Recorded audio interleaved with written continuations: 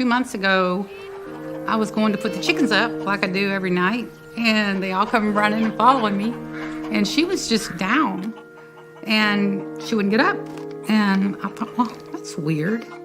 And so I went over and just gently walked over to her and said, "Can you get up?" And she just looked at me and did that. And she couldn't get up. And I picked her up, and I just tried to set her down gently, and she just collapsed. And so evidently she injured her tendon or a muscle, pulled a muscle. I'm not sure what she did, but I brought her in the house, and she stayed in Tommy's office for a couple of days, and I fed her, oatmeal, and there's I take this stuff called Zeal, and it's got turmeric in it, and ashwagandha. It's got all these wonderful herbs and stuff in it, and foods. And so I thought, well, it's good for me. It helps my inflammation, so I give it to the chicken. So I started giving her the Zeal in little syringes 2 or 3 times a day. And she started getting better. And a lot of TLC. And the next thing you know, well, hey, that's Dixie. You know Dixie. Hey, Sha. But the next thing you know, she was walking better. Even though she was kind of like hop along, I called her hop along Cassidy kid, because she still kind of hop along, but she was doing just fine. And then a couple of days ago, she was down again. I went to put them up in the chicken coop, and she was sitting down right there at the edge of the coop.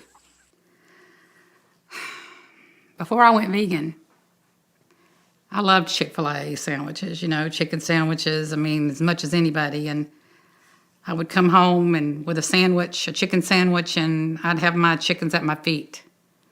And not everybody gets the tactile, experience of living on a ranch like this going vegan. I started having all these conflicts in my mind and my soul that I would be eating a chicken and loving this one, and we never ate our own animals. Even the cows, we never slaughtered our own cows. We always bought the pretty pink packages, at the grocery store. And she's going to sleep. And I remember vividly when I was working on her leg in the kitchen and giving her a little syringe of that Zeal. I remember vividly that I was working on her, and I got the gut feeling of how I used to eat chicken legs when I was working on her leg, and I just started crying at the sink. Just started crying. I was deep, guttural, horrifying, just sobs, because I was working on her leg and realizing that, everybody eats them. Never even thinks a thing about it.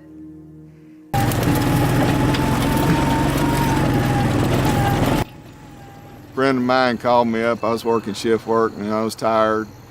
And he goes, "Hey, come out here. There's this girl that wants to meet you." And I said, "Yeah, you're lying. You always are." And he was. And I went anyway. And anyway, I met her. Yeah, Renee's an incredible person. She's always done incredible stuff.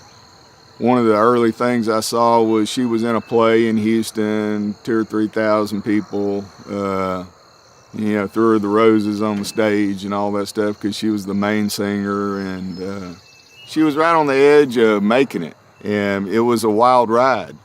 You could write a book about her, music career, and for whatever reason, it never happened. Oh, Shenandoah, I long to see you. Whoa, you rolling river. Oh, Shenandoah, I long to see you across the wild Missouri. Herman's very soothed by music, and so I sing to him all the time. And I see his eyes change when I sing to him, and I watch his ears perk up. I watch the hair go down on his back. He was on a concrete floor at that kill shelter. It was not nice. He had barking dogs all around him. And so he was very stressed when we got him. Very. Right over there, we're building his fences and his home. His little feet are going to touch the earth for the first time in a long time. Got to get him out of here. I want him out of here so bad. Herman's owner had passed away. He had been left for 6 months. The kids came and cleared out the house, cleared out the furniture, got the dog in the cap, and left the pig. And Herman had been fending for himself, so the animal control officers had picked him up, brought him into the shelter. And Renee, God love her, she's a week out from this event. Right? She has spent all the money she's got on this project. Her husband, at the time we talked on the phone, her husband was out in the midday sun mowing and shoring up fences to contain the bull calves that didn't go to slaughter. And she said, I don't know, Celeste, I don't know if I can, a pig. I mean, I've never dealt with a pig. I don't even have a place to put him. I don't know. When that big storm came through, everybody lost fence. Lots of Lake Jackson, lots of Danbury. So we got tons of calls, and then she called me with this. I couldn't tell her no. And I think we exchanged 40 or maybe 50,000 emails about how we were going to get this done and who was going to hold him, who was going to pick him up, what were we going to feed him, how were we going to lure him, who was going to house him, how are we going to get his pen built, how are we going to raise the money to build the pen. And it was just like this beehive of activity. And I came to have this enormous respect for Renee because she really is she will just get it done. The way I look at it is, comes around, goes around. You do something good, somebody returns the favor eventually. So I always try to help out. And Renee does the same. When she started talking about sanctuary, I didn't tell her, but I was thinking, I guess I'm gonna get a divorce because this is ridiculous. It's not gonna work in Texas, and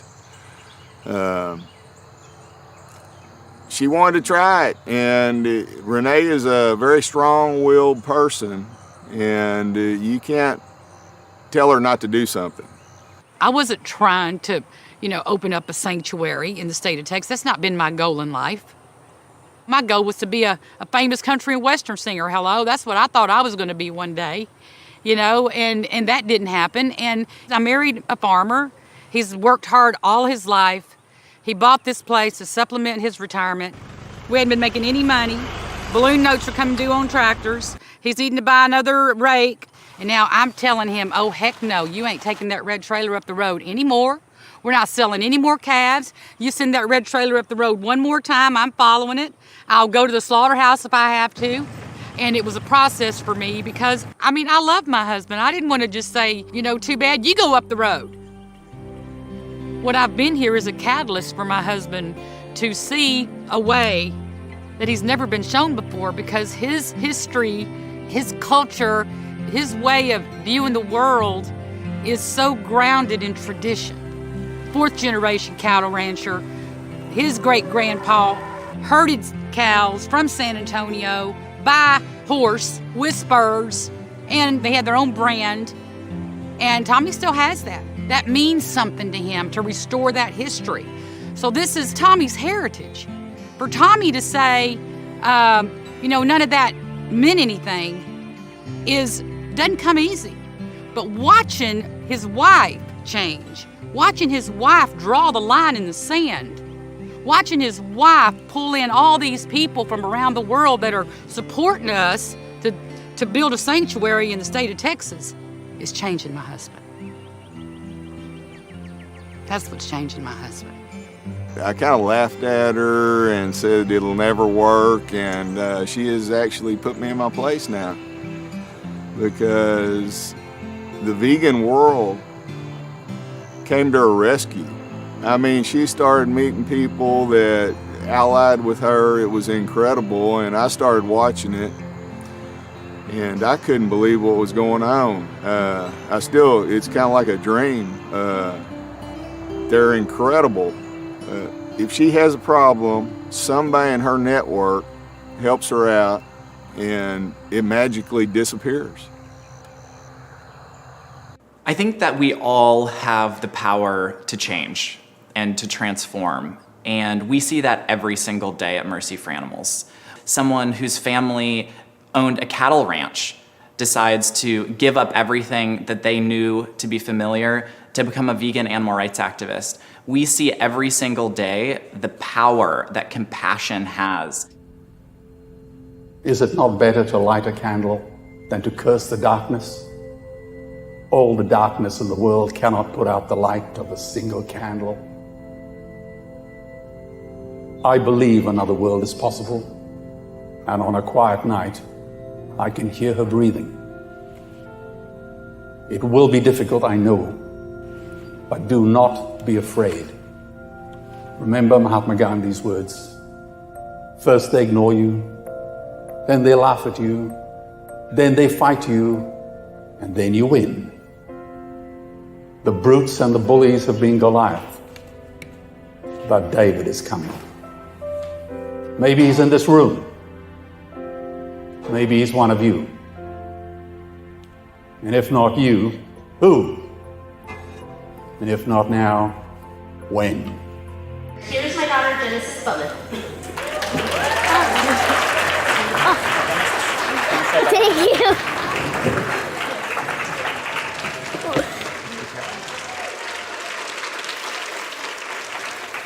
Hi, my name is Genesis, and I am 8 years old. I am vegan and an activist, like my uncle Cesar Chavez was. I went vegan because I don't believe animals should be put in slaughterhouses and circuses. People don't have to eat animals to live. All my favorite foods like pizza and mac and cheese I can still eat, in a vegan version. I became an activist to protest for what's right, to show kids they have a voice. I protest circuses and other places that imprison animals. I help people who are blinded. They don't know what's happening to the animals. I also leaflet to give information on what's happening and now to go vegan. I even talk to my friends. My goal is to get them to go vegan. I'm here for a purpose. My purpose is to get the whole world to go vegan. Thank you for helping me. Peace.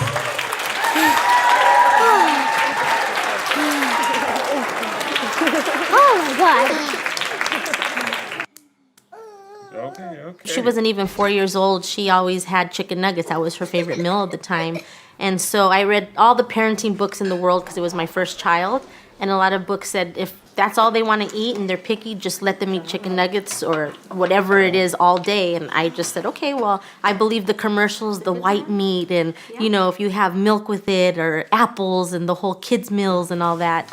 And I would give it to her because it made her happy. And at least I thought it made her happy because I believe the advertisements in it didn't make her happy. And she just finally told me one day, she said, hey, Mom, where do we get our food from? And I said, you know, we get it from the grocery store. And she said, no, that's not where we get it from. And she knew. And so I just, at that moment, I knew I had a tough decision to make. Do I tell her the truth? Or do I just, you know, keep playing it off? And just my instincts kicked in. And I said, I'm going to tell her the truth. Because I always told myself as a parent, if my child asks me something, I'm going to give them the straight truth. Because, you know, that's what's needed. And I told her we kill animals for the food that she was eating, and she was devastated. And I didn't even know she knew what death meant at that age, and she just knew deep down inside. And she said, well, we have to kill, what is it? I said, well, chickens and cows. And I was explaining, you know, beef is from cows, like the burger, that's not beef, that's a cow. And, you know, the chicken is the actual animal, the little bird. And she said, you know what, I don't ever want to eat this again.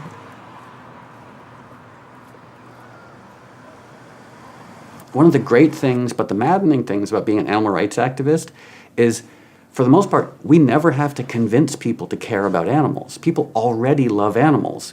We just have to convince people to understand that the dog they love is emotionally the same as the cow they eat. You know, that's the disconnect. So it's aligning people's already existing love for animals with their actions. And so I look at someone like Genesis, and to me she just seems like she's living her beliefs in a way that most people don't. You know, I mean, how many parents have had the experience with their kid where like their 4-year-old, their 6-year-old, their 8-year-old, their 9-year-old is eating a hamburger and says, "Mom, what is this?" And the mom says, "That's a hamburger." "Well, where does it come from?" "A cow." And all of a sudden the child's horrified. And the child almost has to like be taught to move past their horror. And one of our jobs is to remind them that no, their horror was justified. You know, the 8-year-old who's horrified at eating a hamburger, that's a legitimate response. It's a justified response. The 18-year-old, the 28-year-old who eats the hamburger as if there's no consequences for the environment, for them, or for animals, that's the mistake. This is my bunny. Her name's Charlotte, and my mom's friend and my friend named Nina gave it to me. And this is very special to me because it only has one foot, and I'm on a mission to find its other foot. Somebody has it, and I just have to find its foot because, like, I don't think it's right just to have one foot. She told me about how the bunny, it wasn't like a natural bunny. It had been like ran through the mill, but she really was interested in it. And then when she brought it home and showed me it, and it's kind of ugly, but but it has character, that it made sense to me as far as with animals go, that not all of them look the same, but they all need love in their own way, you know. She's just a sweet girl. Just a sweet girl, yeah. I don't feel that I shouldn't love her just because she has one foot. All animals should be loved. They shouldn't be tortured. Charlotte is awesome because each time I'm crying or sad, she's always there for me. And if I need a pal, she'll be there.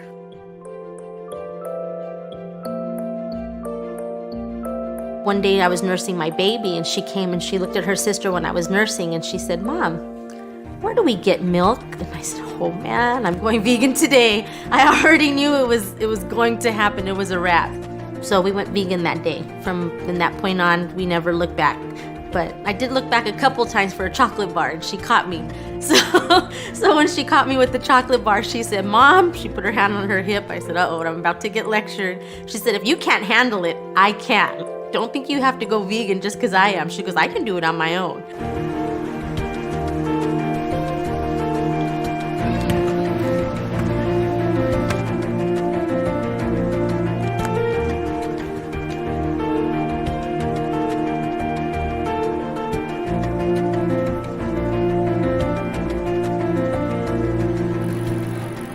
Don't ever underestimate your own voice. When you speak with kindness and sincerity, people will listen. And every single leaflet that Genesis or I hand out has a potential to change one person's life forever. So don't ever forget, we just gotta plant as many seeds as humanly possible. Some of them will grow, some of them will not, but we just gotta, keep fighting, keep being out there, keep educating the masses. You cannot get the truth from a corporation. We have to hit the streets, provide this information, and people will respond to this message of kindness. So if she can get this, how can adults not get it? And that's why I'm so inspired by her. On her first day of school, she wore a "Love Animals, Don't Eat 'Em" t-shirt. And her mother asked her after the first day of school, did kids make fun of you or say anything during lunch? And Genesis says, "Yeah." And her mom's like, "Well, what did they do?" She's like, "Oh, well, they waved hot dogs in my face, they rubbed salami on my cheeks." And her mom is like, "Well, did you cry?" And Genesis is like, "Yeah, I cried." And then her mom's like, "Did you cry because they were making fun of you?" And Genesis is like, "Oh, no, I cried because they didn't understand that they're hurting animals." The average person eats about 7,000 animals in their lifetime, if you include fish.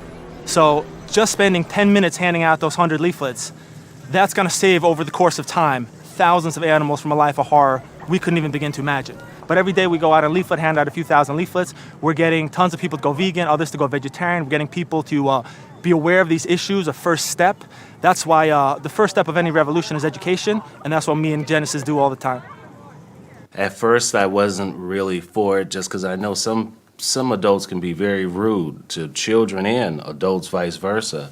But as she did it and her mom's were there, I think it's hard to be mean to a child like that. I just kind of have a trust that they kind of see like a light in her, that maybe it might happen to other people, but I just don't think it would happen to her. Otherwise, I wouldn't have her do it. It's just that she's so she opens up people. She makes people feel comfortable. So even the person that planned on being mean or usually is rude, it's a weird thing that they're nice to her. She's just just like her name, the beginning, just Genesis. She's something new, something that we haven't seen before. It's just you don't see the stuff that she does. I've never seen kids do those things, so I'm comfortable with it. Yeah, I'm comfortable with it. When kids are young, they say, I want to be so-and-so when I get older. Well, I want to be Genesis when I get older. Because just her spirit and her compassion, and to wake up every day and see her here at my house, it's just awesome. And to see how it spreads out to the whole family. Everybody, has a lot of compassion for animals, for other humans, for homeless. Like, we'll even see homeless people, and my little boy will cry if we can't give him $1. And, it's all started with Genesis, just reminding us that we need to be a little more compassionate, not just to other humans or to our family members, but to everyone else in the world, and including animals. Children have a natural connection with other animals. And then as time goes, we become acculturated to accept certain things that don't feel right. We come to believe that it's okay for cruelty to become normal. And we become adulterated, in a sense, instead of following our instincts and our humane intuition and our natural empathy. And so I think holding on to that childhood perspective and connection with animals and nature is very valuable. And it's a beautiful thing when children who are young and hold on to that continue with it throughout their life.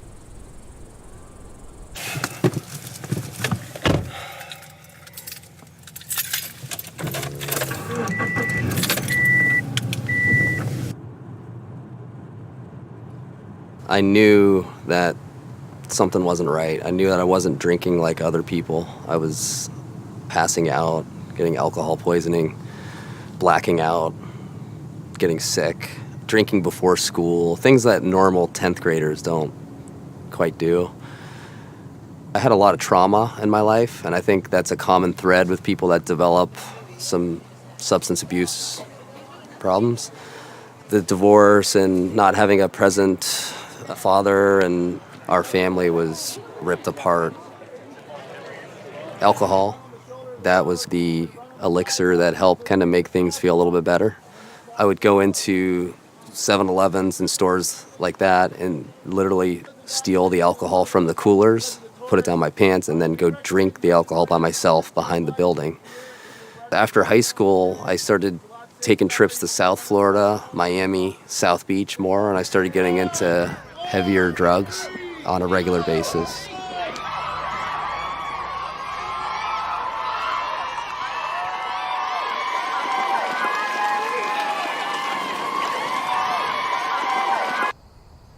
After that year or so, I started getting more into to cocaine, and by the time I was 25, I was a daily drinker and user and cigarette smoker and very unhealthy. And I honestly should not be here right now. I should be dead. I did almost overdose many times. I've been in nasty car accidents where the people have come to the scene of the accident and they've seen the vehicle and they said, "You don't need to go to the hospital." I've committed felonies that I've gotten away with plenty of times. I just acted, very immorally and very recklessly, and I just didn't care. I didn't care. It was almost like it was a cry for help. It was just like, save me.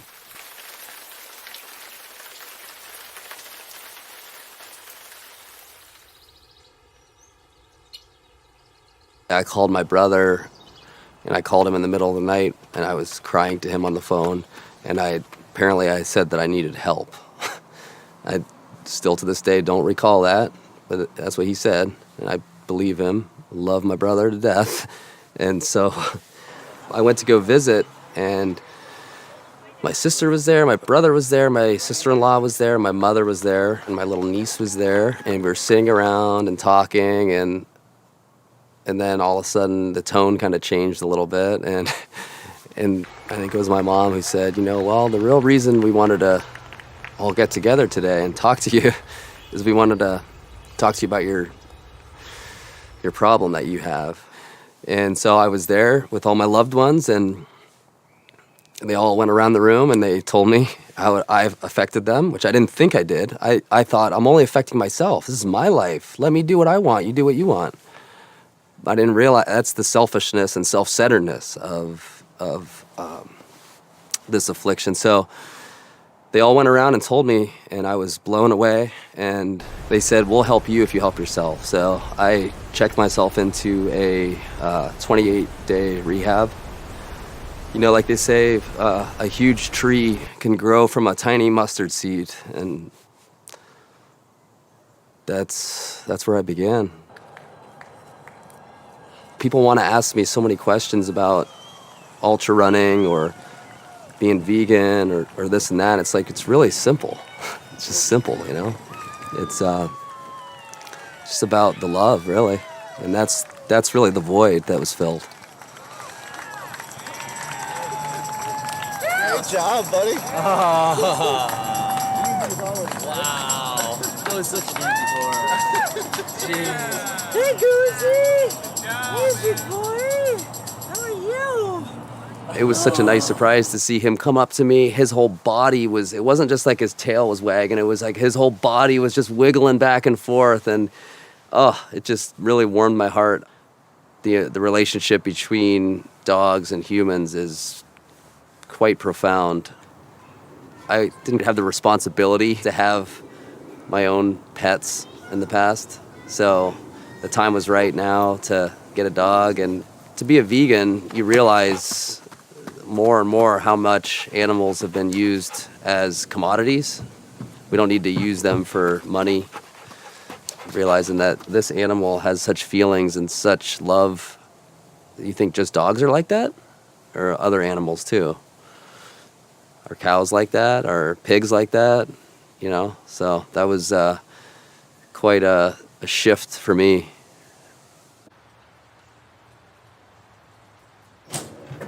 Hey, Jen. Hey, Phim. How's it going? Good, how are you? Yeah, good. How was the race? Oh, it was really fun, but it was tough. I'm sure you killed it. I'm looking forward to a float, definitely. Yeah. Awesome. The tank is all ready. You're in Floatarium. You can head on up. Sweet. Thank you. You're welcome. See you in a bit. See ya.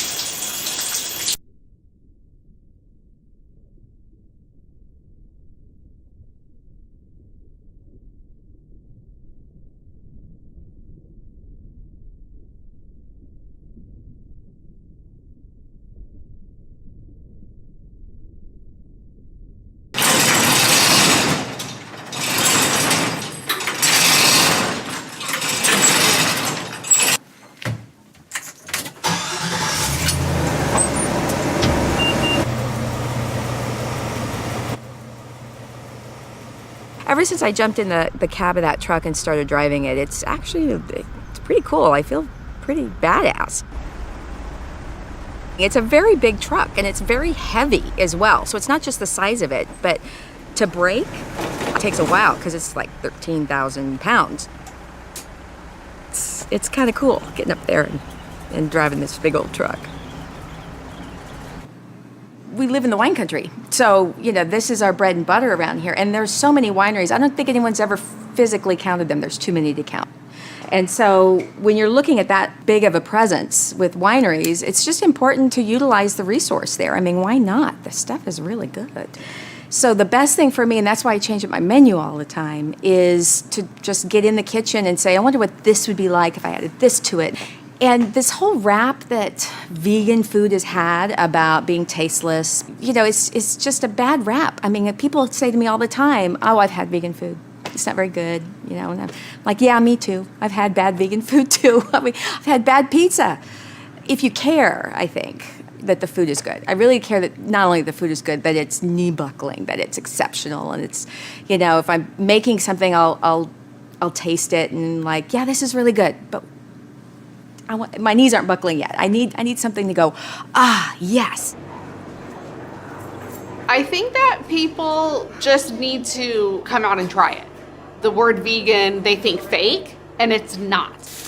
And the taste is just out of this world. And a lot of people say, you know, once they eat it, they're like, I don't even need to go out and have, you know, that hamburger from that place after I've eaten her food. So Yeah. you just need to get over the idea that it's a fake food, because it's not. And I would say too that a lot of people have this impression that, like, oh, she's a vegan or he's a vegan. They eat carrots, right? Or they eat celery. It's like, no, food, real and good food. And you don't have to be vegan to come out and try vegan food. I noticed this older gentleman with his veteran's hat and all these pins and looking a little out of place, a little uneasy, you know, I'm not sure I recognize half the food on the menu. What is this? I'm not, you know, a little unease there. I know you told me not to tell Dad that it was vegan. But the daughter, urging him on, usually they got a partner in crime there. No, I have never tried vegan food before. Thank you. I have a general idea. It's non-meat, basically.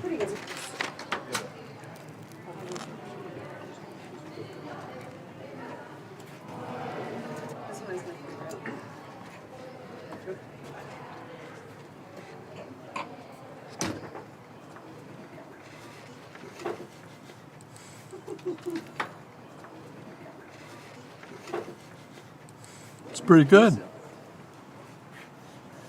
She was really worried today for me coming here about vegan and told me to eat something at home. Well, I didn't. And I thought, you gotta have something, you know. And I'm quite surprised. It was very good. It is very good. I will finish it. I could use a napkin.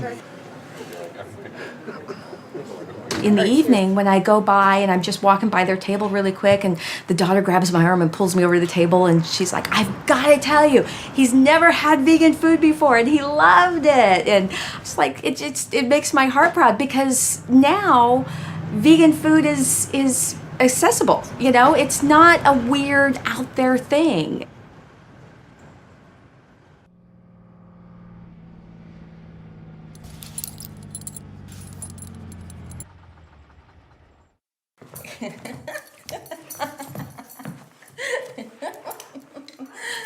Come on. As far as being an animal lover, it was nothing that at the time when we first met that it was anything that was out there.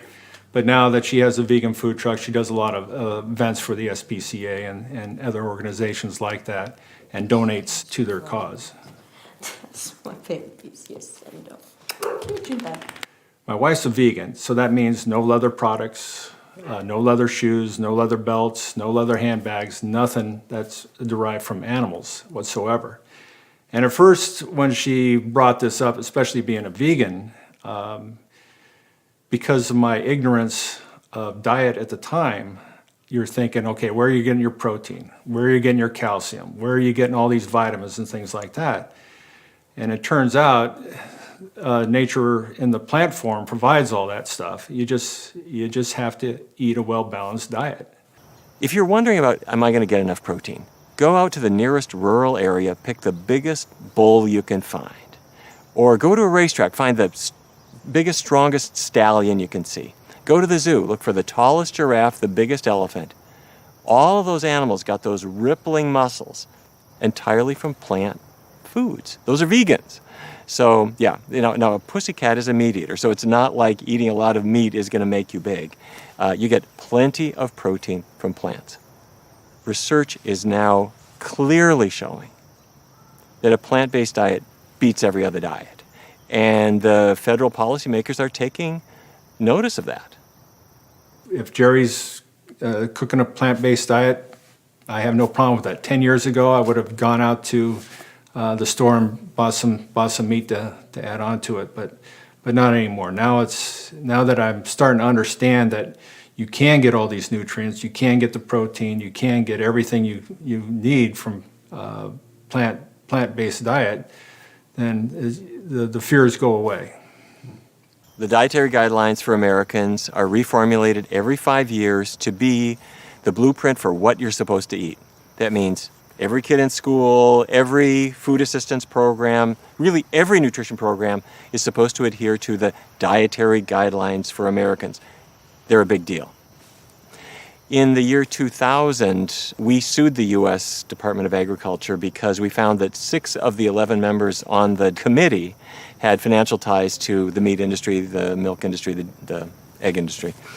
We won that lawsuit. That opened up the process dramatically, and ever since then, the guidelines have gotten better and better and better.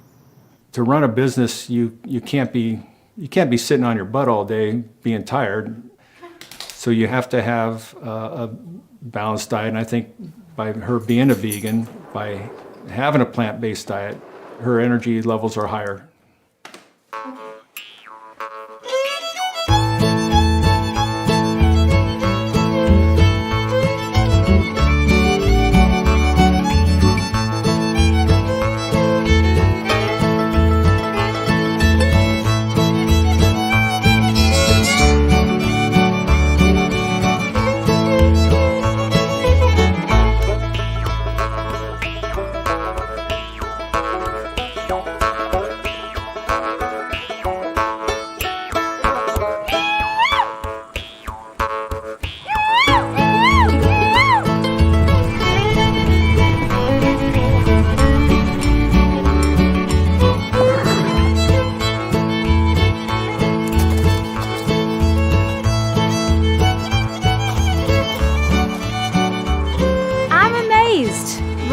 She puts her mind on something and she goes for it.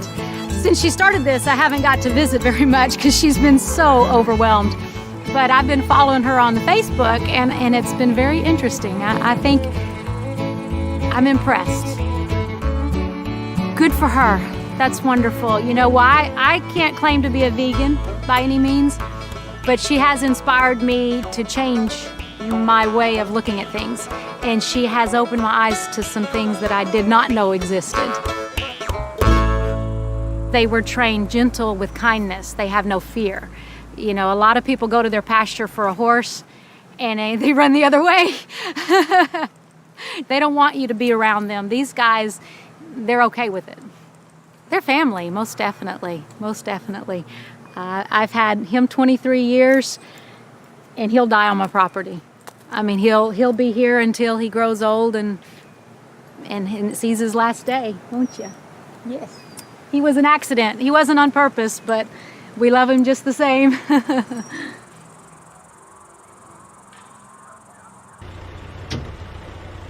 we go, Herman.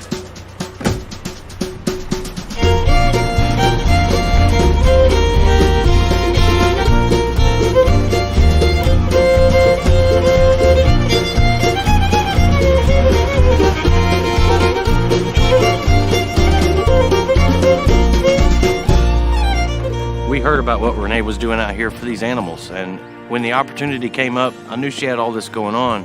It was kind of a time crunch, but I felt like I had to be a part of it, really. She's doing a good thing out here, you know, and anytime that you get an opportunity to do something like this, it's, you know, I try to jump on it. Okay, Herman. I want you to rip off that promise. Yeah, I'm sure we're probably going to hang around to watch. Yeah, we've put a lot of time and effort into this, and this is going to be his home, and it'll make us feel really good to see him happy in it. Oh, Herman, we love you so much. We see your soul behind your eyes. We know you had it rough. Oh, Herman, we love you so much. We see your soul behind your eyes. We know you had it rough. What resonates with me with Renee is that you see the motto on my shirt. That's the motto of the shelter. Every animal matters.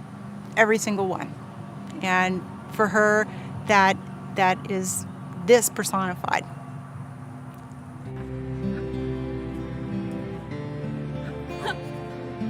Look, Houdini's meeting him for the first time. Aww. Okay, off the kiss. He's already trying to convert me. All right, Renee, I'm gonna get out of here, girl. Thank you for everything. I No appreciate problem. No problem. you so much. I'll be back out here on Monday to take care of a few little things, okay? Thank you. Yes, ma'am. You know that you wouldn't be doing this project if you weren't going to go vegan. So you do your research. You got it.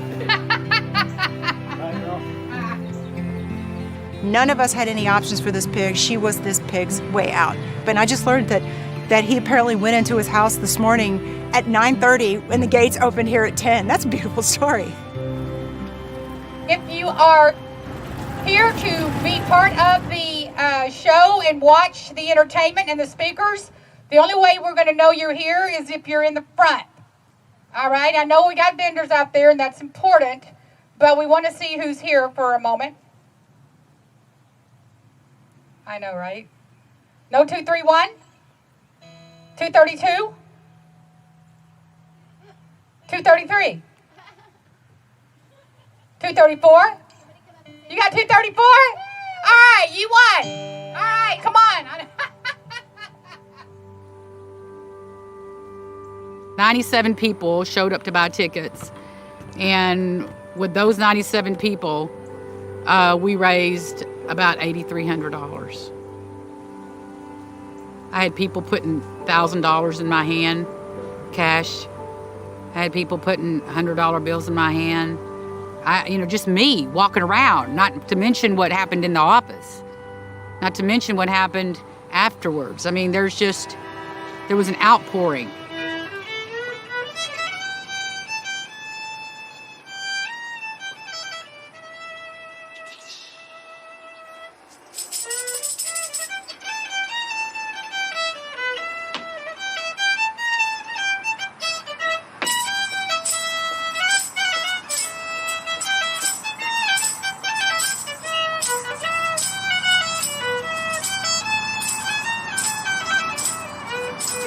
I'm a surgeon, but I specialize in weight loss. So I do weight loss surgery and medical weight loss diets, and I teach people plant-based diets.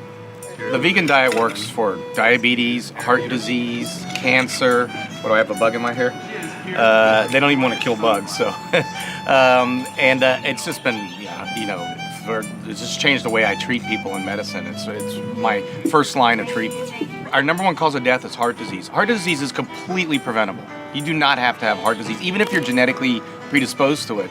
If you eat a plant-based diet, you won't, especially vegan diet, you're very unlikely to get heart disease. And same with diabetes, same with certain types of cancer, same with obesity. This is all can be cured with diet.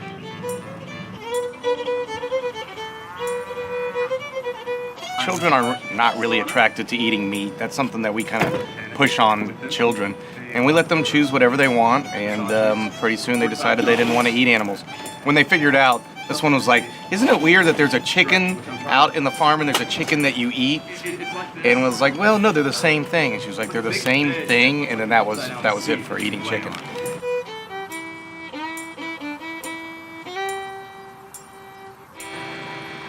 We are an animal farm sanctuary, becoming the first ever beef cattle ranch to transition to a vegan farm sanctuary in the state of Texas. So it doesn't surprise me that we don't have hundreds of people here today, honestly. But it's coming. Oh, you just wait. It's coming. Texas consciousness is waking up. And what's really cool is these fine folks. I was talking to Joy the other day, and I was telling her what we do. And she said to me, Renee, we have cows here, like Texas Longhorns. Sometimes the cows, the little babies, would go to FFA kids, and they fall in love with these cows. And if they go to auction, which most of them do, they do get sold, and they do go to slaughter. So we are going to get to adopt Frosty. And Frosty is going to be our first ever Texas Longhorn here. He'll be out here in the pasture with Herman and the rest of the rowdy bunch. As she started making a sanctuary, I started reflecting back about my whole life and the way I thought about animals. And I was kind of relieved because now I was thinking, wow, if this works, I can have a bunch of pet cows and I don't have to take them to market. And Renee would say, they're not pets, they are individuals. And I said, okay, we can have a bunch of individuals.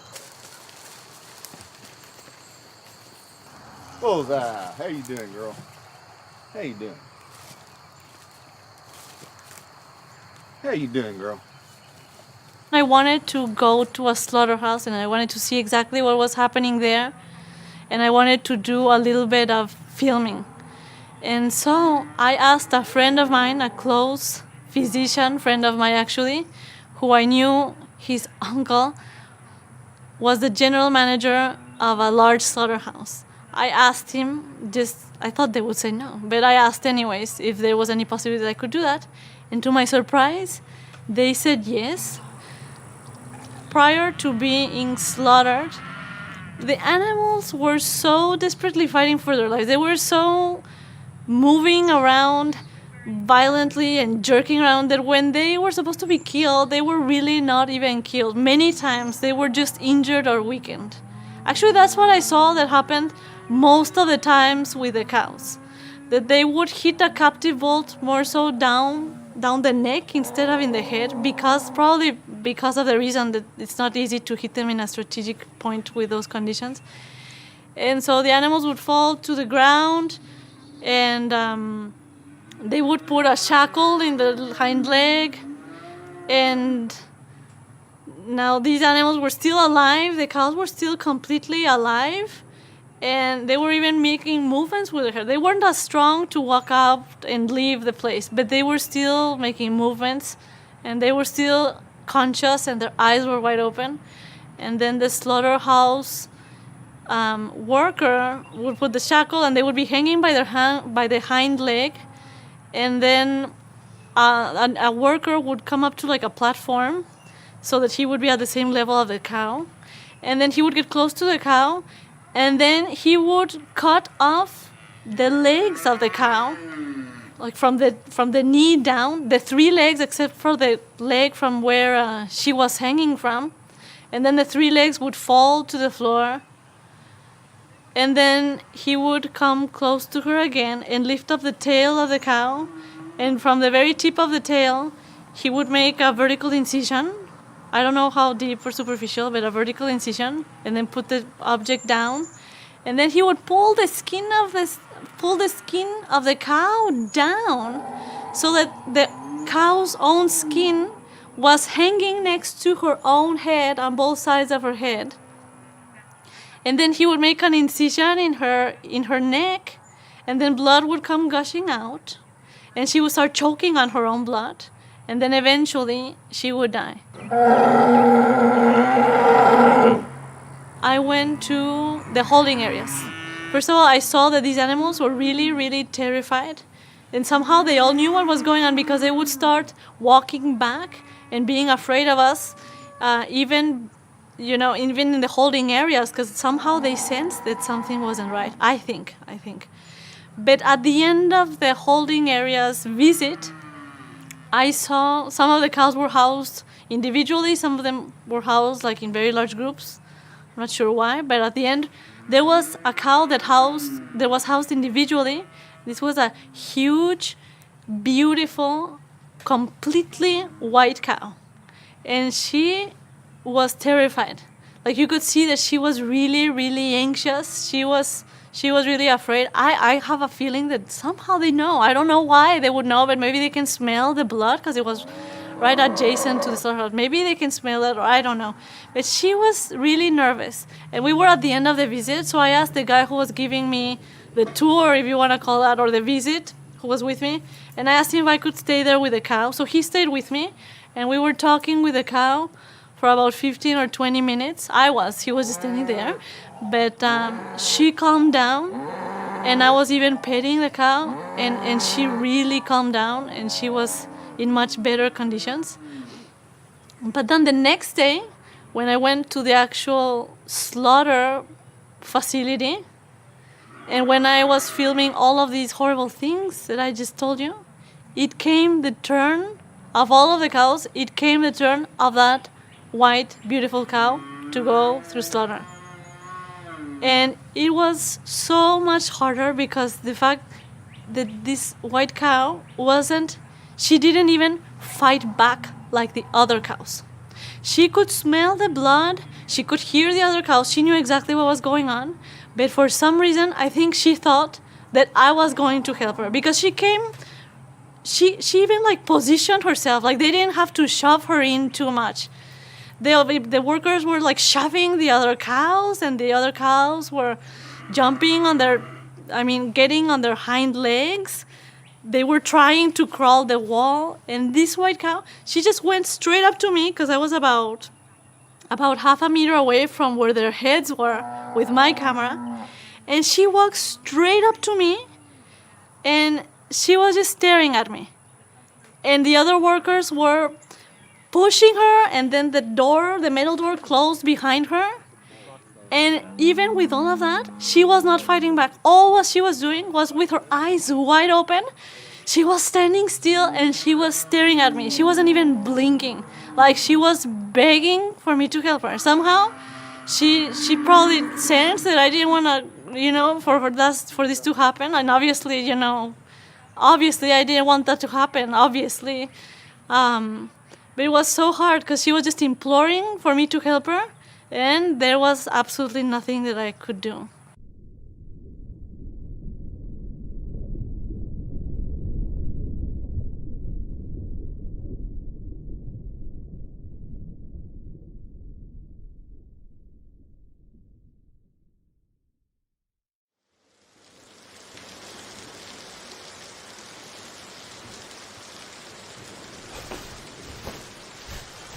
Don't give up.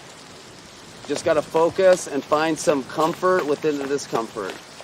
Okay, we're gonna work on some lateral movements, speed skaters. Okay, we're gonna go to the side, alternating legs. Okay, in 5, 4, 3, 2, 1, go. Get a nice T position and hold them out. 4 minutes, beginning now. When those little voices start coming into your head, they tell you to quit, tell you to give up. Just like in life, when it gets tough, you don't give up.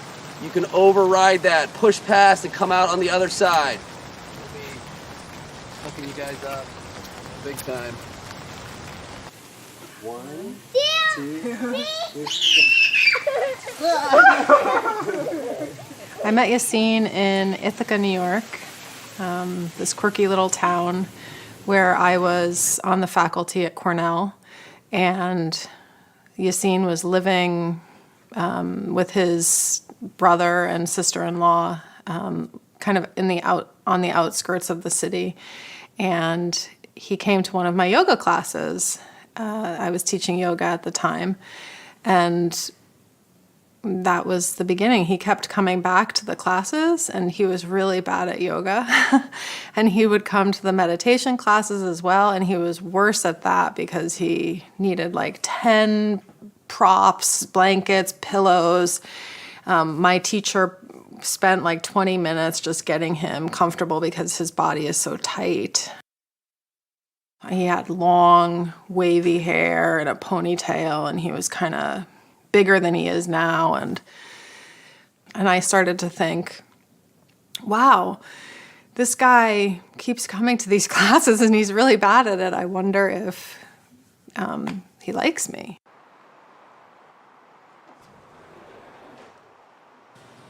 We went away on a honeymoon to Costa Rica before we got married. And then right after we got married, we went to the farm sanctuary in upstate New York, and we stayed overnight there. And we had an amazing experience connecting with the animals. I also remember going on a vacation with him to some South American country, and they asked him, why don't you eat meat? You know, they didn't ask me, but for the man not to be eating meat in this South American country was really weird. And so Yassine said, because I don't want to hurt animals. And the waiters laughed at him. And I thought that was just so authentic and brave of Yassine to show that empathy to others. I think it was a big moment for him because it was one of the first times he had been challenged or asked why.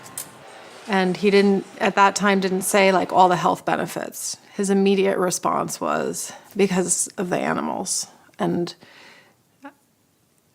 that's really representative of the kind of person that he is. Not only are runners vegan, but they're actually performing at a high level. I think that is out there on the table now, that you do get enough protein. That's not a question anymore. Us vegan runners kind of stick together and kind of know of each other and are kind of proud of each other when we do perform on a high level on a big stage.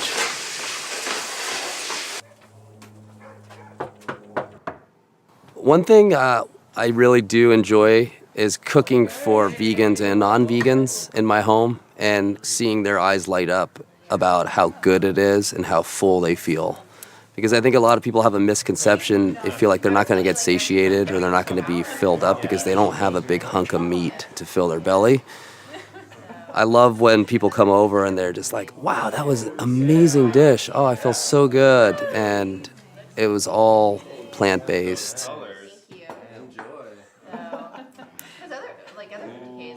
Hey, before we start eating, I want to make a toast. I really thank you guys for coming over, and cheers to everybody. Good luck this weekend. Thank you, sir. Absolutely. Run strong. After dinner the night before a race, I love to go out for a nice slow shakeout run with my friends.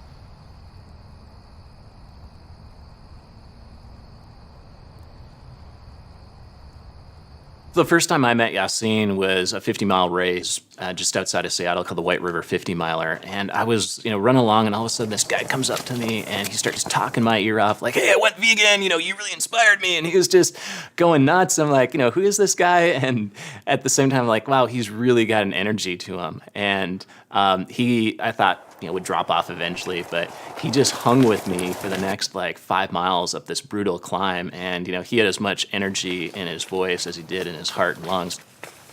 Yassine's just one of those charismatic, runners, and ultra runners. We're an interesting and odd bunch, but we also kind of we can pick up wherever we left off. And I think that's the beauty of our sport, as well as a vegan diet. Again, we're connected by a certain thread, and that is running and being vegan. So it's always great to come back and just hang out as buddies, and as if nothing, and as if no time has really passed. We're just the same individuals at the core. So in 1999, I'm lined up for my first Western States 100-mile race, probably the biggest race I was competing in my life. And I just transitioned to a vegan diet that winter. And there's still doubts in my head, can this really work for me? And I was thinking, I probably need to eat some meat here even a week up to the race. And after I won that race on a plant-based diet, there was no looking back. I had never doubted myself and went on to win 7 consecutive Western States 100-mile races. Scott Jurek was the pioneer vegan runner, and now we're starting to hear more and more it being more mainstream. Last year, Scott, after running the Appalachian Trail, which is over 2,000 miles across 14 states, covering elevation changes of 500,000 feet, broke the Appalachian Trail record by over 3 hours. There are a lot of parallels of, ultramarathoning and becoming vegan. You don't just jump right into it. Sometimes you need to, find that community. You need to try it out for, I tell people to try it out for at least a month, to give them some time for your body to adapt to a different cuisine, different diet. Your body's not quite used to it. It takes a few weeks for the human body to adapt to things. That's usually why they tell people to go to rehabilitation, for example, for 28 days, is so their body can adapt to the new lifestyle.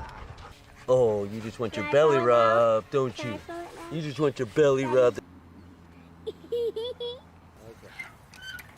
There's definitely a correlation between the spiritual practice of non-harming and veganism and the way I'm living today compared to the way I used to live. The way I used to live was very harmful to myself, to my body, to my loved ones. Essentially, I'm trying to live a more spiritual life, and for me, that involves trying to cause as little suffering as possible and to try to just do my best. And this is very much in alignment with how I'm living today and how I want to live. This idea of eating animal product, nothing more harmful than that shit. What's more harmful than destroying the planet and taking all the resources and then poisoning yourself? You know, the first chakra, don't poison yourself, right? Take care of yourself so you can serve the planet. So the first thing you do is you're poisoning yourself because the way the animal product is being manufactured, for one, aside from the fact that, you know, plant-based diet is safer and healthier no matter what, but the way they make the animal product, the way it's born into, talk about suffering, 100 billion animals made to be born into suffering. So yeah, we don't want to cause any harm. So if we really examine ahimsa and its a meaning, or if we want to be people who practice ahimsa or cause less harm, the one thing we shouldn't do, I mean, the first and most important thing we should do is get away from eating animal product. You can do whatever you want. You can create any world you want when you're painting, right? Nothing is wrong when you're painting. See this little vine over here? You can make a monkey anywhere you want. Genesis, what's your favorite? A pig. A pig? Mm-hmm. So you guys know what abstract art means? No. Art for Animals' Sake's mission is to teach art classes with an animal empathy theme. So we try to instill compassion for animals through art projects. And the reason why we use art, it gives youth especially a meaningful way of looking at the issues that we're talking about. So we try to get kids to come to their own conclusions about animals and how they should be treated. Somebody once famously said if you gave a kid a bunny rabbit and an apple, they're gonna eat the apple and play with the bunny rabbit, you know? So it's just sort of like this thing gets knocked out of us as we get older. One of the projects that we did was a lantern project, and we were basically protesting an animal experimentation lab. And so we just made these beautiful handmade lanterns. We had over 280 people from across the United States ship them to us. And we put them in a public place, and people saw these lanterns, and they gravitated to it because it was such a beautiful display. And they said, what is this all about? And we said, well, actually, every one of these lanterns represents one of these animals that is going to be experimented on in this lab that they're going to be building soon. And so by putting something beautiful in the world and enticing a conversation, I think brings people in instead of revolting them or putting them on the defensive. With Genesis and her age group, I think they're really benefiting from this age because the information's out there, and it's whether they want to recognize it, they want to see it. And she has become such a good spokesperson because she has a strong feeling, but she also has sort of the background and the education, whether she's gotten it on her own or through her parents, to put it into practice.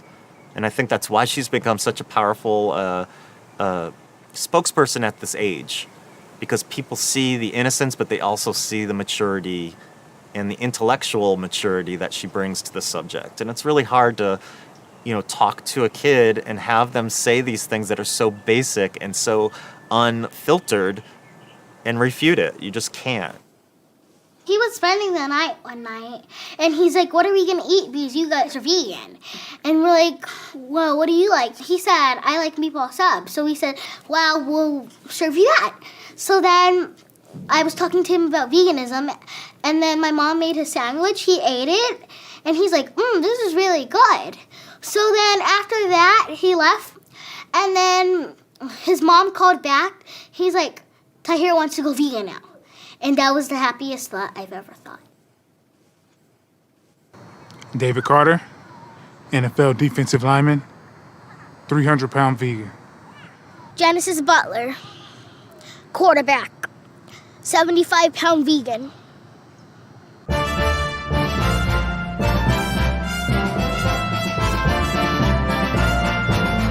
I'm gonna crush you like a little bug, but I don't crush bugs because I'm vegan. Got insurance? Means you're gonna need it.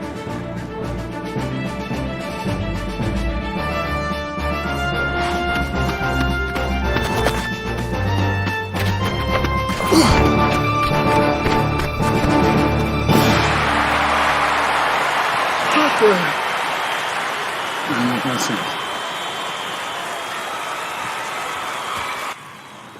Hey, good game, Genesis. Thanks. Those were just some of my basic moves. Next time I'll show you some of my real moves. You know, you talk a lot of trash. These boys challenged me to a push-off, and my mom sent me in this cute little white sparkly blouse. And then the boys do like 10 push-ups, and then like, oh, I can't take anymore. And then I'm like, okay, so I can do more. I did 100 push-ups, and then I come home, my shirt's all dirty. It's all like black, and my mom's like, what happened? I'm like, I did push-ups, and I did it on the blacktop. And she's like, next time, scoot over to the grass a little bit. And she had to throw it away. It was just... Oh, man, I feel sorry for those boys. That must have been a real shot to their ego, huh? When I first started going vegan, I met this 72-year-old guy. His name is Victoras Kovinskis, and I was doing like 100 push-ups, and I thought I was doing a lot. Or for me, that's what I thought at that time was a lot. But he was doing 200 push-ups at 72 years old in one time. So that was like our little competition. And now I'm doing like 500 push-ups. So they were messing with you, huh? All the guys thinking that because you were vegan, you couldn't do push-ups and you beat them and you obliterate them. Yeah, that happened to me. See, everybody was thinking because I was going vegan that I was going to be all weak and small and stuff and never be able to play again. But I did lose some weight. I got down to 265, but then I put on another 40 pounds of just solid muscle, and now I'm stronger than all of them. So vegan is clearly the best way to go. You know that too. And those little boys that you beat in the push-up contest, they know that too now. Oh, so another thing your mom told me about was the football game when you showed up in ballerina shoes. Oh, so I came from a circus protest, and we thought it was my brother's game, so it was gonna be all right. And he was in his jersey. He was ready. Come, my team's all. They're like, come on, where were you? I'm like, and then I had like my Save the Elephant shirt on. I had everything on, all my protest stuff. So then they make this 12 alligator rule. It was just like 5 alligator first. So now it goes up to 12 because I was pulling flags like that. I remember when I was playing Papa Winter, Yeah. it was the defensive line had to wait 5 alligators before we could go rush the quarterback. So they pushed it up because of you to 12 alligators. Like you were supposed to do for 5 alligators, 1 alligator, 2 alligator, 3 alligator, all the way to 5. So then they pushed it up to 12. So that's like half of the game. The game's almost over. Genesis, count 2 more alligators. Fight! 1 alligator, 2 alligator, 3 alligator, 4 alligator, 5. So then I do 12 alligators. Go get them! But I still catch the flag, so couldn't do nothing about it. So they tried to cheat to stop you from taking their flags, and they still ended up looking bad. And there were some big guys too. Man, how many touchdowns did you score that game? 5-0. Wait, so the score was 5-0. Who scored all? You scored all the touchdowns? So you scored. And this is all boys, right? You're playing against all boys, I'm the only girl. all meat eaters, and you're the only girl, and you're the only vegan, and you scored all the touchdowns. And they had to push the alligators up to 12, from 5 alligators to 12 alligators, just to stop you from snatching all the flags. Man, shoot, you're doing a better job than me with all this football stuff. That's right, girl.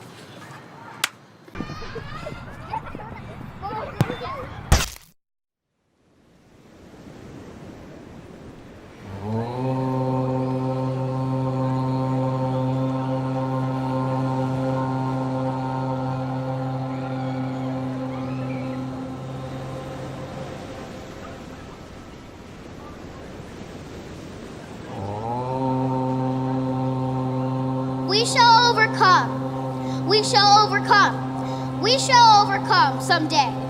Oh, deep in my heart, I do believe we shall overcome someday. We'll walk hand in hand. We'll walk hand in hand. We'll walk hand in hand. We'll walk hand in hand someday.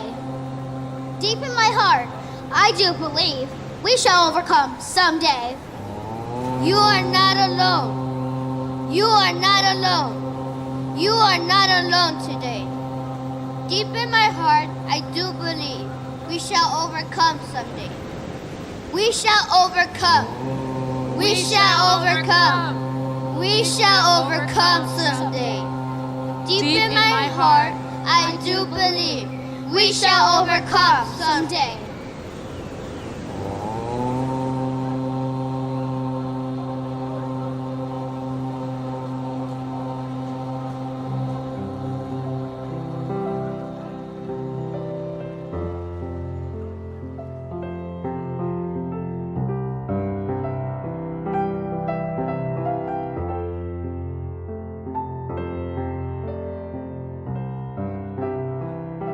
I also don't like to use the word typical vegan, because I don't know what a typical vegan is anymore. I don't know if there's such a thing.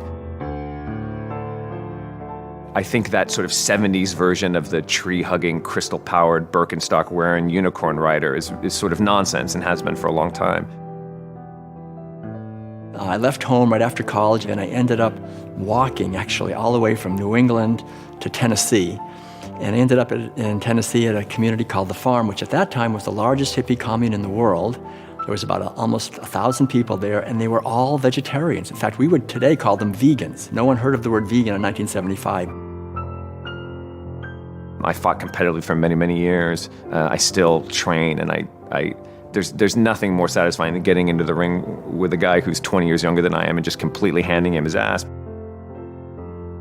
9 years later, I shaved my head, and for the second time in my life, I found myself in a community that was vegan. This was Sangwangsa Zen Monastery in South Korea, and I went there and became a Zen monk with the idea of doing an intensive meditation.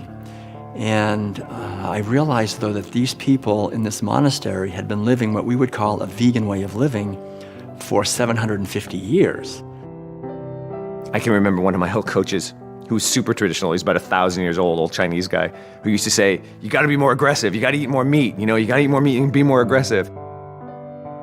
So there was no meat, no dairy, no eggs, no wool, no silk, no leather. Even mosquitoes you wouldn't just kill, you would put them outside.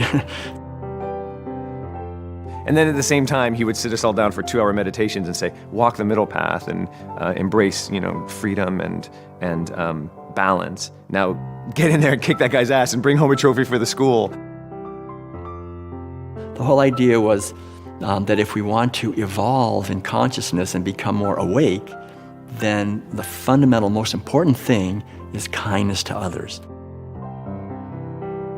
And it's that same sort of cognitive dissonance that says I can, pet my dog and love my golden retriever, and then I can eat a double bacon cheeseburger.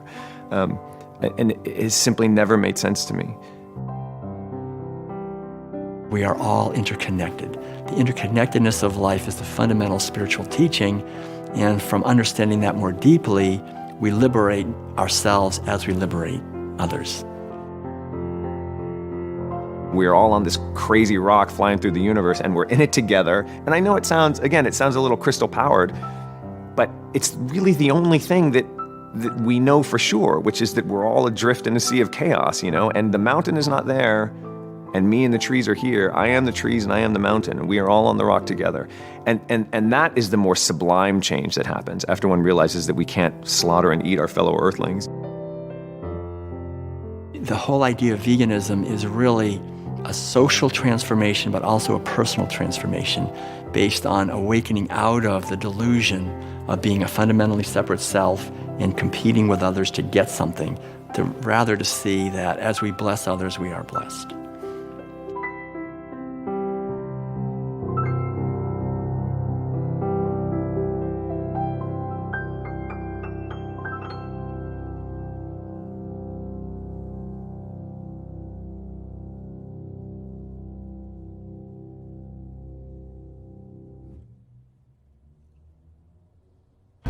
Four Amy's with no cheese.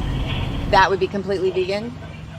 Yeah, but we also can do, if you get 4 vegan Amy's, I can do them with vegan cheese. Oh, okay. Well, actually, you know what? I think I'm fine without the cheese, vegan or not. But wow, that's great. That's good to know. Okay. 4 Amy's with no cheese? 4 Amy's, no cheese. And then I need 2 non-dairy chocolate and 2 non-dairy strawberries. Back in the day in 1970 when I first became a vegan, a lot of those veggie meats, I won't name the brand because they're good people that tried hard, but, they were, I'm not sure if that veggie meat was good for your body, but it certainly wasn't good for your soul. It was kind of like, well, I'm just going to eat this anyway. It was kind of the inner monologue whenever you would eat some of that stuff. But it got so much better over the years, and now, you can go to any restaurant and they have vegan dishes. Nearly any restaurant has that. And they're delicious. And people realize just because you're a vegan doesn't mean you don't like flavor. Garlic is just fine. Cayenne pepper is just fine. Ginger is wonderful. Put some flavor into it. And that's what I do when I cook. I make a number of wonderful dishes. I have a spicy Thai basil eggplant I make. I make a wonderful curry. I have a chicken with peanut sauce with fake chicken, of course. You know, Trinidad squash, Greek potatoes. I have all these wonderful dishes filled with flavor that people, big meat eaters that come to my house, they love it. And they begrudgingly go meat-free for the day, but then when it's done, when the meal's done, they go, you know what, I could do this again. I may do this a little more often. That's exciting. I'm a vegan sitting in a drive-thru ordering a burger and a shake and fries. Very cool.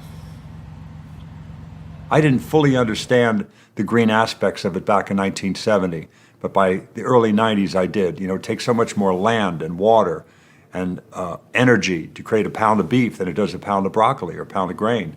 So it's the green choice in many ways: land use, energy, water, you name it. Right now on my truck it says vegan.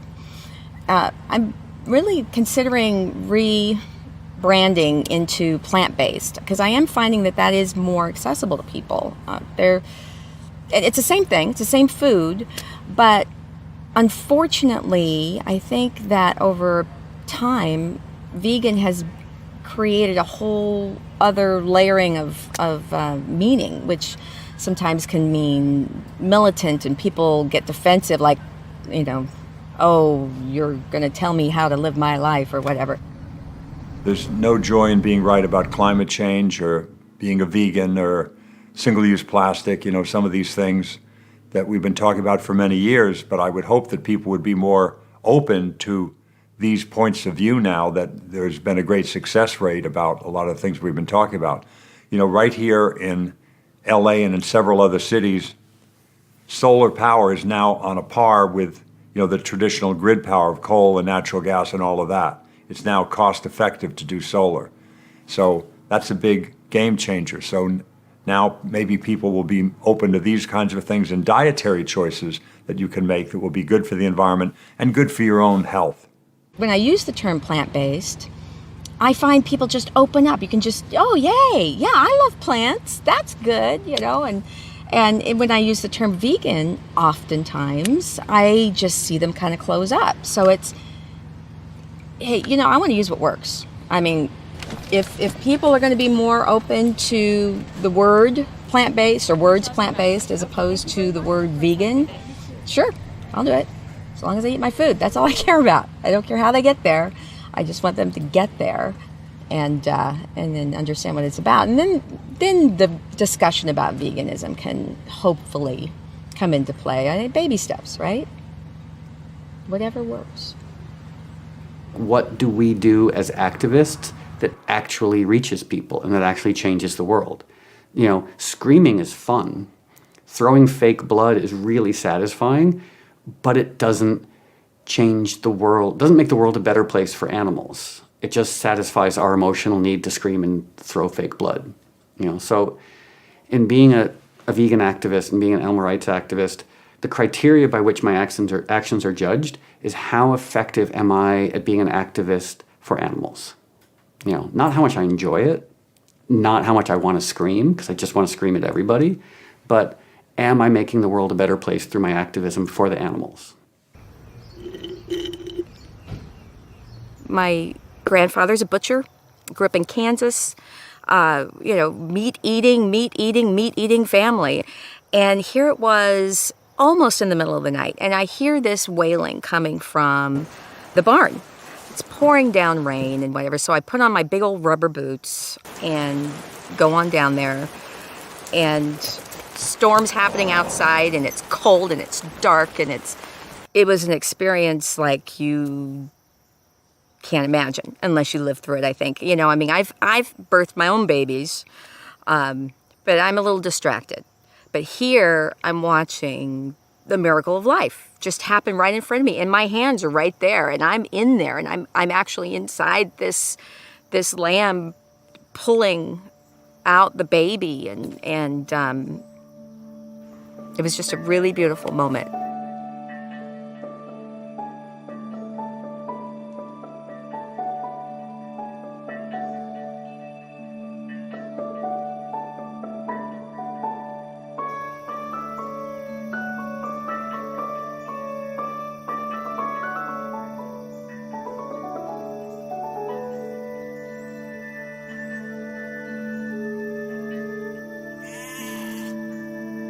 watching the baby grow up, you almost feel a connection like I would with a child of my own. It changed me in my thoughts about food, especially to the day that she was killed. I wasn't home by design. I knew she was going to be. That was the plan from the beginning. That was our structure. That's what we did. And so, it was tough that day. But my background has always been, this is life. This is the way things are, and this is. So my feelings were wrong. I needed to buck it up. I needed to get with the program and stop being so emotional about it, and feed my family, and that was kind of the attitude of things. And so I cooked dinner a short time later using this baby, and cried for days.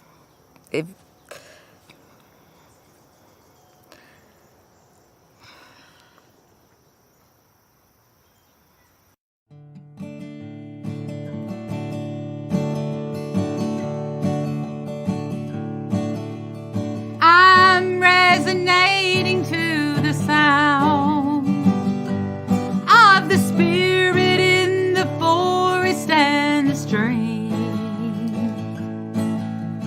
vibrating to eternal rhythms where the mysteries unfold magically. Every year for Thanksgiving, we do a celebration for the turkeys, where the turkeys are the guests of honor. The turkeys dig in, they love pumpkin pie, and they stick their face right into it and splatter it all around. There's a memory of another space and time. I'm on my way to soaring into the light. She said, Mom, I got the pig. Oh, good. And she says, and I named it Herman. I said, oh, you did not. After your dad.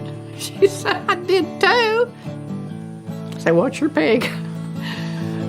Brace your heart, go forth, share the mystery. Yeah, the world's ready now for you to do what you're here to do. The planetary signs are in line, girl, you're right on time. Some children want to go vegan, but the mom and dad don't have enough courage to do it. So I'm very, very blessed and lucky to have them. And I think these are the best parents that a child can ask for. There's a memory of another space and time. I'm on my way to soaring into the light. I'm resonating to the sound, to the sound,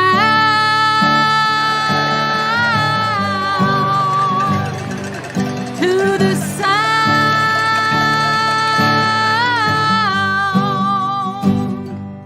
resonating to the trees, to the breeze, to the waters, to the oceans, to the streams, to the sea, to the sound, to the sound.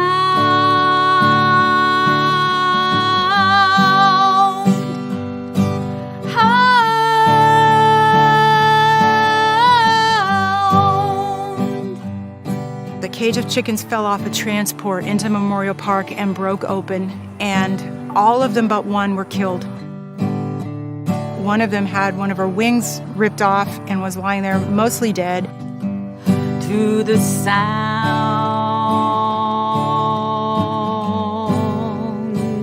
So I went and picked this chicken up and took her to the shelter, took her to our vets, took her to an avian vet, and she we fostered her. We named her Isabel and got to know her. It became impossible to ignore that we had to take the next step. And my partner and I had both had brushes with being vegan. We've been vegetarian for years, but this, for us, Isabel's face was on it. To the sound.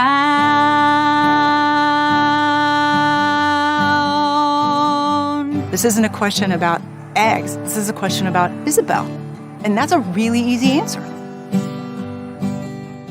Om Namah Shivaya.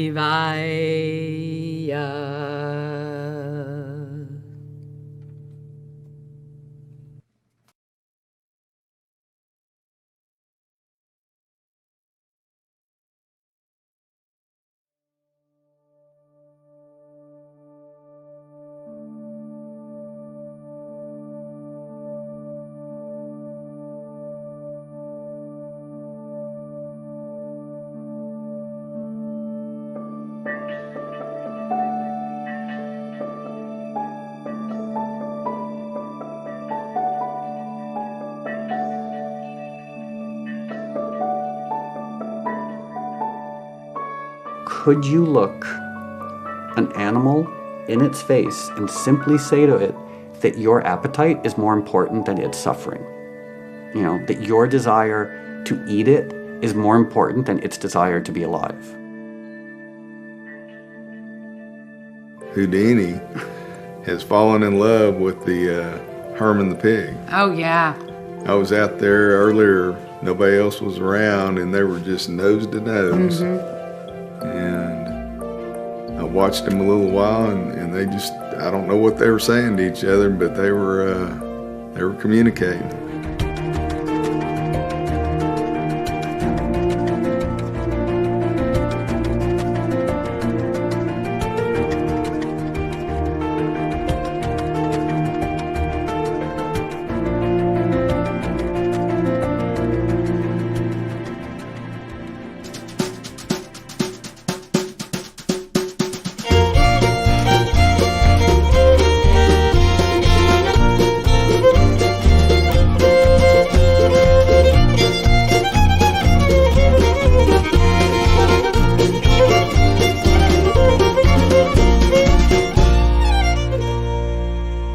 To have the experience of somebody that gets dragged to my truck by somebody else generally that understands, and then they try it and it's just so cool, and then they always come to the window. That's what we have the best customers, because they're always coming to the window after they eat saying, "Thank you for being here, it was so good," and things like that, and it's just, they're just very generous people, you know, it's nice.